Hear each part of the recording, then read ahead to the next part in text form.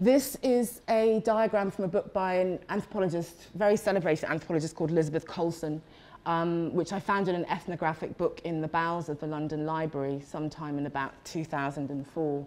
And it's a map of kinship links of the relationships between adult residents of this village in Kanye village, which is, I think, then it was northern Rhodesia, so present-day Zambia.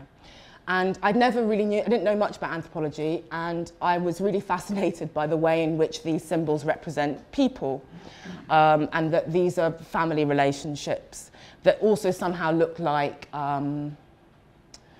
circuit diagrams or sort of Connect Four or something.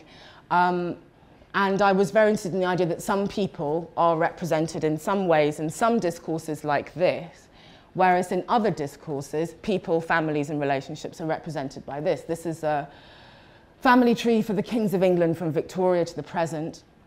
Similar kind of mapping of family and genealogy, but here clearly we're valuing individuals as people in and of themselves, as opposed to looking at social reproduction and people as parts of, social units, which is very much the origin of the Elizabeth Colson diagram.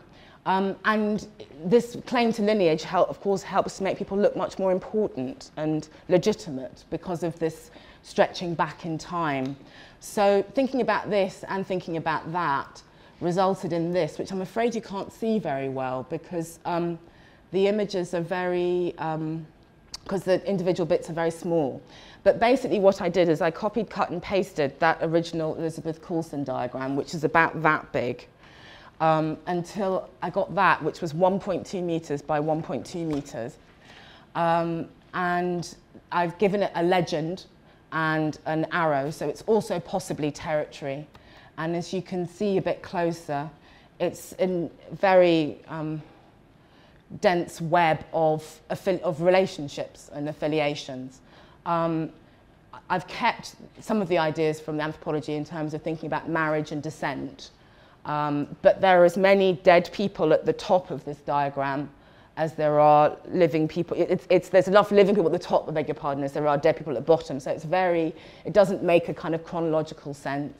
And then there are weird things like virgin births, that the arrow I put in for the presentation, and 3 people giving birth to 3 people, which kind of don't really make sense. But somehow if you employ this authoritative looking rhetoric, you think it's going to mean something, or it promises something. And I think, but when I made it, it was also just genuinely because what kinship means for me, and that being something which isn't so easily explained either within either of these really, and the way in which it's flexible, because we always reproduce and reconfigure our history and our memory to suit our contemporary moment. So moving forward, that's just another close-up of the bottom there. So there's some kind of weird isolated people who somehow don't join. And then I'm not really supposed, because then I get on to talking about this. I suppose, just to finish off, this of course is the work that's in the gallery, is to say that the ways in which these kinds of representational practices, they produce objects of value, certain people appear as objects, or certain concepts like South Africa as this object. But what they also do is they produce subjects as well, because they assume and produce a kind of viewer. They could take as a given a kind of a viewer of these images. They put you in a certain position.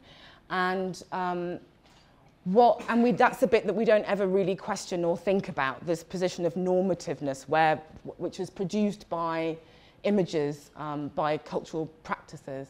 And they tell you these images communicate ideas of who is valuable, who or what is valuable, and for what reasons.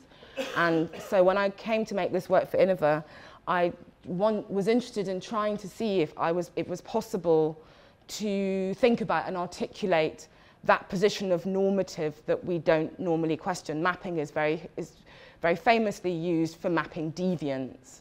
So that which is not normal, that which has to be controlled or is not fully understood. The famous example would be, say, Samuel Booth's poverty maps of London, which were all about where are these people who don't have anything.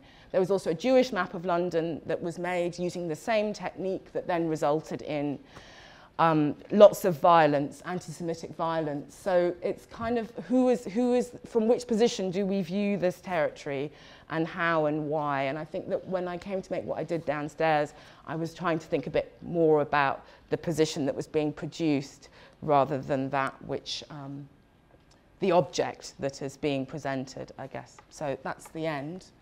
I'll hand over to Gail.